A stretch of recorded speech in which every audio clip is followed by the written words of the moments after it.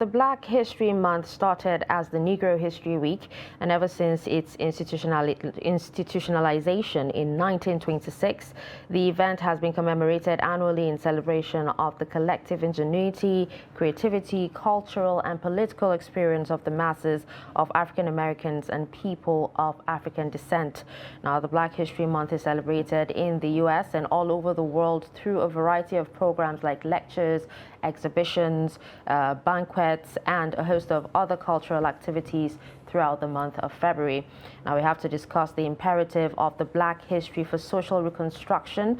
Dr. Rashida Liman, and she's the coordinator of Black History Month in Nigeria, and the outgoing head of Department of Theatre and Performing Arts, Ahmadu Bello University, Zaria. And Dr. Emmanuel Ghana is the incoming head of Department of Theatre and Performing Arts, ABU Zaria, and he's also the creative director of Black History Month, Nigeria Theatre Productions. Good morning, and thank you for joining us on Daybreak. Good morning. Thank you for having me. Thank you very much. Doctor. Thank you for having us. I hope you had a safe journey to the capital city. And I hope you will be able to lay your hands on the new Naira as well. That's to start on a lighter note. Black History Month. Yes. Started from the US, also in Canada and in some European countries, the UK, Netherlands, and the island. Yeah. Before we go into the play and your coordination activity, do we seem to have the same traction about and sentiments about the Black History Month as we have them in the US, for instance, in Nigeria, especially because apart from South Africa that came under severe, what do you call it, colonization and what do you call it, white supremacy rule, the story of the Black history just sort of celebrates the emergence of the African Americans, their story in the US, rather than the struggle of the entire Black race. What would you say to this impression? Because it does appear that is why the story may not have caught up with the entire Africa as a celebration of what should be a global Black History Month. Yes, I think you're right about, the process catching up, the commemoration catching up, because our goal is to make sure that this continues and it goes places. Remember, this is Nigeria, the largest Black nation in the world. Yes, in the world, and of course, we're all related, whether they're African Americans or they're just Africans. And of course, following the history, there's a great relationship between us and them. So, but the point is to make sure that people know what has happened, people know the origins, people know that African Americans are actually Africans. They are ancestors that we moved to the United States. Their story actually is our story. If you take your time to look at it, look at the history, look at what happened, the process of slavery, how they were moved, how they settled, and all that. So our own goal is to make sure that this commemoration is done such that people coming up can keep it up, they can remember, and also move forward with it, because we are just a part of the process.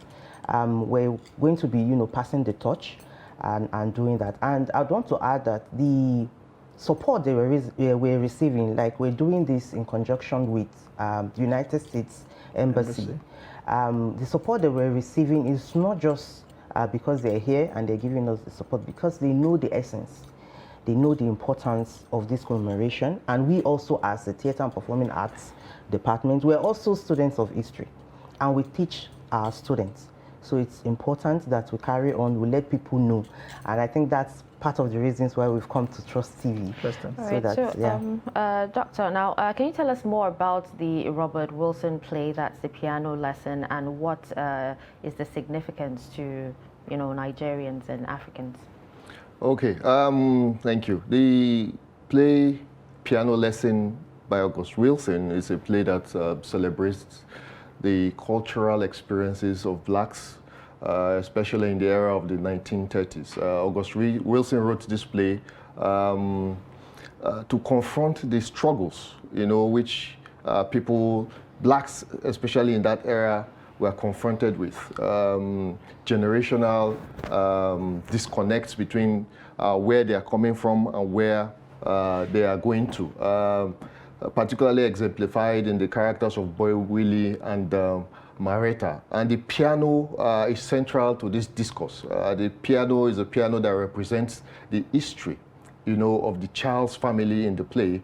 One wants to sell the piano, another wants to preserve it. And that tussle is what August Wilson tries to explore. Because in that time, there was this shift from holding on to the values, that they've experienced, and another thought that feels that let's forget about all the struggles that we have gone through and let's forge ahead. So that is the conversation in the piano lesson, and it is particularly central to us today because it's a universal message. There is this polarization of culture as we have it today.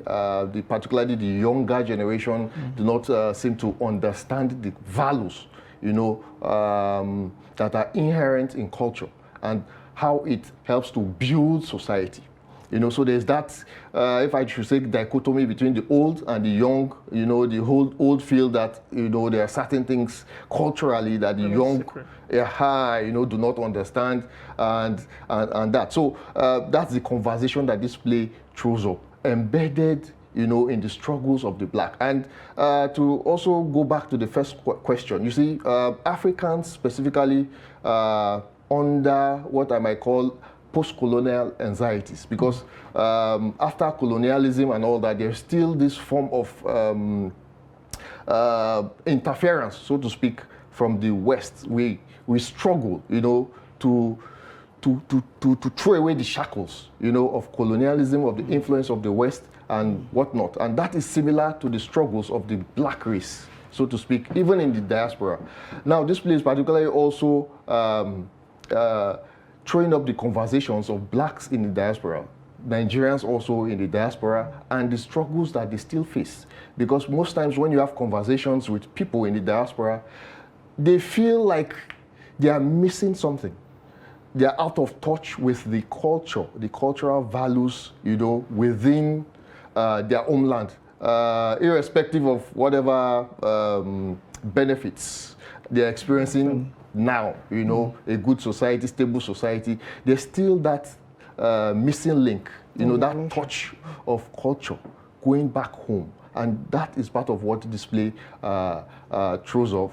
It's an exciting play mixed with contemporary music, a fusion of contemporary music.